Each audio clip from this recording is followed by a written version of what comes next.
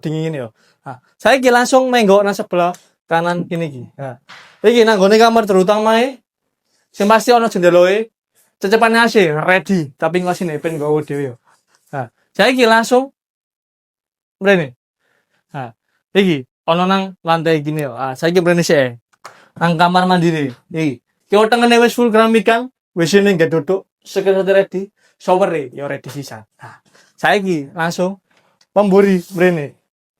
Nah, iki nang gone arah mini bare, iki gone arah dapure. Ono batu alami telu ngene ya ambek ampun ya monco di sundukur. Nah, iki nang kamar itu kedua dikunci, soalnya ono barang itu nang kene yo. Nah, iki ono mini bare wapi ini. Nah, saiki langsung lanjut mrene yo. Nah,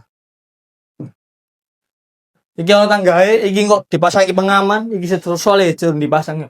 Wis pater ngene yo. Nah, iki enggak serek yo.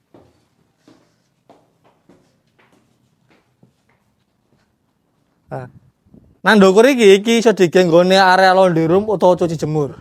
Iki iso digenggo nyantai utawa apa ngespen atur dhewe. Sepote perumahan kene wapi yo. Ha, langsung ya tak ceritane nang kene. Iki mang komane. Ukuran ya 6 kali 12 hargae 600 jutaan. Yo. Untuk lokasi bandene wis berkemat nang kemat. Wis ngene kasih sim kok. Ben Mas mburi sepote wapi.